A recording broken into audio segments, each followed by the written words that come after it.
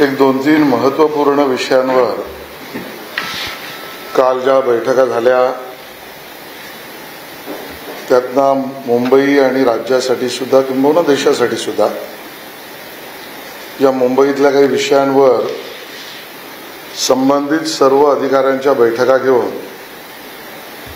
ज्या गोष्टी आपण सोडवण्याच्या दृष्टीने एक उपाय करत पुढे चाललो आहोत त्याची माहिती आपल्या सगळ्यांसमोर ठेवण्यासाठी आजची वार्ताहर परिषद आहे। आपल्या सगळ्यांना माहिती आहे की दुर्दैवाने जी अहमदाबादची घटना झाली आणि ते विमान त्यातनं मृत्युमुखी पडलेले आपले नागरिक त्याची चालू असलेली चौकशी त्या चौकशीचा सर्व अहवाल समोर यायचा आहे। पण या पार्श्वभूमीवर मुंबईतील आणि राज्यातील नागरिकांना या सगळ्या विषयावरचे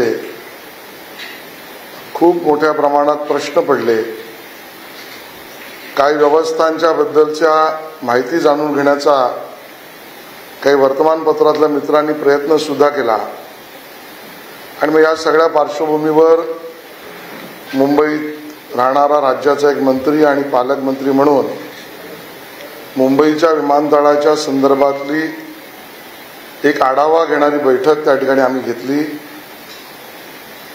ज्यामध्ये DGCAचे अधिकारी, एअरपोर्ट ऑथॉरिटी ऑफ इंडियाचे अधिकारी, मुंबई महानगरपालिकेचे अधिकारी, जिल्हाधिकारी, नगर विकासचे अधिकारी,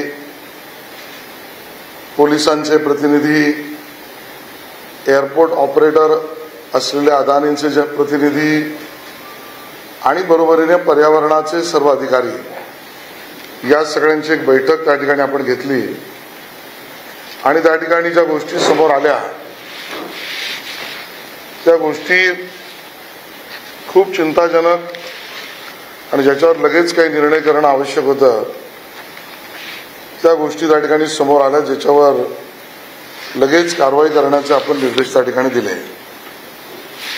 मुंबई विमानतळ हे अतिशय वाहतुकीसाठी ज्याला आपण म्हणू बिझी असं विमानतळ आहे। जी आकडेवारी समोर आली ज्यामध्ये खरं तर 1936चा जो नियम आहे आणि wild life hazardous management act आहे आणि केंद्रीय जे कायदे विमानतळ याच्याशी संबंधित आहे त्यातल्या काही धोरण आणि नियमानुसार विमानतळाच्या जवळजवळ 10 किलोमीटरच्या परिसरामध्ये पक्ष्यांना सहजतेने उपलब्ध होईल किंवा पक्ष्यांचं जनजीवन सहजतेने वाढू शकेल, सांभाळू शकेल, राहू शकेल अशा गोष्टींवर मर्यादा आहे। त्यामध्ये डम्पिंग ग्राउंड सुद्धा एक विषय आहे आणि मुंबईच्या बाबतीत 3 महत्वाच्या गोष्टी या 10 किलोमीटरच्या परिसरात येतात। तो म्हणजे कांजूरमार्गचा डम्पिंग ग्राउंड, क्षेपणभूमी, देवनार डम्पिंग ग्राउंड, देवनार क्षेपणभूमी आणि वर्सोवा RTS म्हणजे रिफ्यूज ट्रान्सफर स्टेशन। आणि लक्षात असाल रिपोर्टमध्ये की या तिन्ही ठिकाणी विविध प्रकारचे पक्षी हे त्या ठिकाणी येतात, त्यांना सहज खाद्यही मिळतं आणि मग त्यांचा प्रवास आजूबाजूला होत असतो। आणि बरोबर रनवेवर नवी मुंबईच्या खाडीजवळ विदेशी जे आपले पक्षी मित्र येतात त्यांची सेंच्युरी सुद्धा आपण निर्माण केलेली आहे। या सगळ्याचा सखोल अभ्यास करणं आवश्यक आहे आणि म्हणून ज्या गोष्टी समोर आल्या ज्या ते विदेशी आपले पाहुणे पक्षी मित्र येतात, नवी मुंबईच्या ज्याला ठाणे क्रीक या भागात असलेली सेंच्युरी म्हणतात, त्यात येणारे फ्लेमिंगो हे 2010-15 मध्ये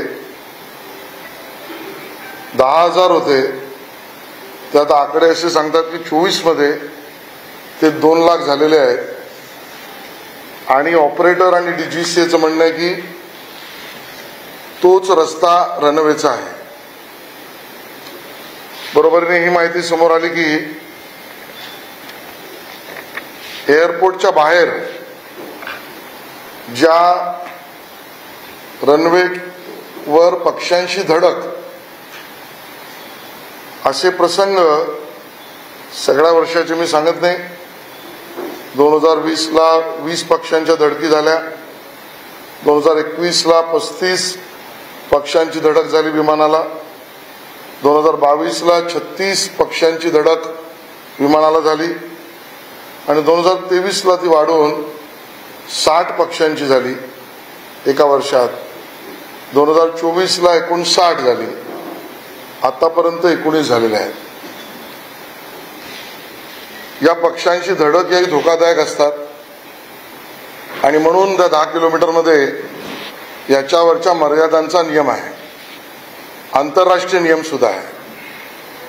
बरोबरीने पक्षी जे उडतात ते केवढ्या अल्टिट्यूडला उडणाऱ्या पक्ष्यांच्या धडकी झाल्या विमानाशी. यामध्ये 50 फुटापर्यंत उडणाऱ्या पक्ष्यांची धडक ही 2023 मध्ये 3दा झाली. ती आता 2024 मध्ये 5 वेळा झाली आहे. 200 फूट ते 500 फूट या अल्टिट्यूडवर उडणाऱ्या पक्ष्यांची धडक ही 2023 मध्ये 16 पक्ष्यांची धडक झाली.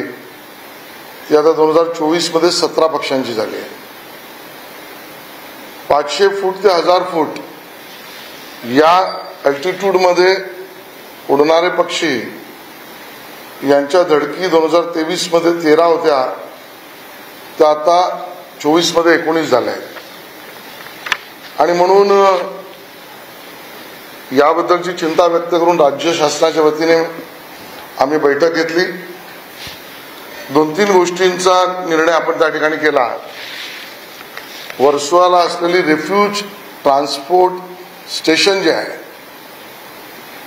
ते सुद्धा रनवेवर येतं. त्यामुळे तिथे माननीय मुख्यमंत्र्यांच्या नेतृत्वाखाली झालेल्या बैठकीत ते जपानला गेलेले असताना कमी जागेमध्ये कचऱ्याची संपूर्ण विल्हेवाट त्याच ठिकाणी कमी जागेत करण्याच्या तंत्रज्ञानाचा आपण उपयोग करावा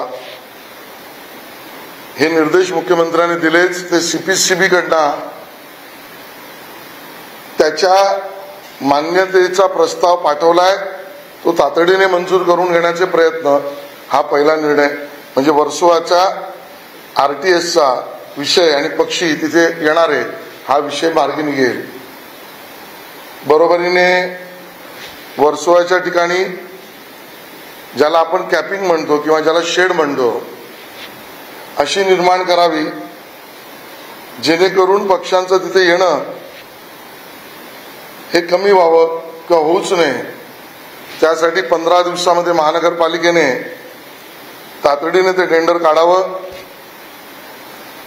कांजूर आणि देवनारच्या बाबतीमध्ये आंतरराष्ट्रीय स्तरावर अशा पद्धतीने 10 किलोमीटरमध्ये अन्य ऍक्टिव्हिटीज किंवा व्यवसाय किंवा गरजा इथे पक्षी येऊ शकतात अशा पद्धतीच्या विभागामध्ये काय तंत्रज्ञान वापरलं जातं याची संपूर्ण माहिती घ्यावी हा दुसरा निर्णय. आणि तिसरा, तातडीने या सगळ्या विषयामध्ये टेक्नॉलॉजिकल तंत्रज्ञानाचं उपाय काय हे प्रॉब्लेम स्टेटमेंट थ्रो करून त्यातले एन्व्हायरमेंटलिस्ट, शास्त्रज्ञ, इंडस्ट्रियलिस्ट, स्टार्टअप्स, तंत्रज्ञ या सगळ्यांना एका मर्यादेच्या काळामध्ये त्यातलं सोल्युशन त्यांनी द्यावं आणि ते समितीसमोर मांडून त्याची कारवाई करावी. हे 3 महिन्यात करावं. जेवढा लवकर शक्य असेल तेवढा लवकर करावं. आणि बरोबरीने एक ऑथॉरिटी कमिटी आहे ज्याचं नाव AEMC विमानतळ पर्यावरण मॅनेजमेंट समिती, त्याची बैठक ही तातडीने त्या ठिकाणी या आठवड्यात बोलवावी आणि प्रयत्न आपला हाच आहे की ईश्वर कृपेने होणार नाही, पण अशा पद्धतीने उपाययोजना मात्र लवकर कराव्यात हा त्या ठिकाणी आपण निर्णय केला. या बैठकीत त्याची चर्चा झाली नाही, पण विमानतळ फनेल झोनमध्ये राहणारे नागरिक यांच्याशी आम्ही संवादामध्ये आहोत, संपर्कामध्ये आहोत. त्यात दोन भाग आहेत. एक, नागरिकांची मागणी आहे की त्याच विभागामध्ये आमच्या इमारती पुनर्विकसित झाल्या पाहिजेत. अन्य भागात ज्या ठिकाणी फनेल नाही त्या ठिकाणी जसं नागरिकांना फायदा मिळतो तो फायदा त्यांना मिळावा आणि त्यांची इमारत एका अर्थाने मोफत म्हणजे स्वतःच्या खिशातून खर्च न करता इमारतीचा पुनर्विकास व्हावा, कारण उंचीच्या मर्यादा आहेत. या बाबतीतलं धोरण करावं आणि ते धोरण आता अंतिम टप्प्यामध्ये आहे. त्यामुळे ज्यांना तिथेच पुनर्विकसित व्हायचं आहे त्यांच्याबद्दलचं त्यांच्या खिशाला चाट न बसता भुर्दंड न लागताचं धोरण सरकार बनवते. ज्यांना स्थलांतरित व्हायचं आहे किंवा स्थलांतरित केलं पाहिजे त्या विषयावरचे निर्णय मुख्यमंत्री स्तरावर बैठकीत चालू आहेत. VPL यूट्यूब चॅनलला लाईक करा, सबस्क्राईब करा आणि बेल आयकॉनवर क्लिक करायला विसरू नका.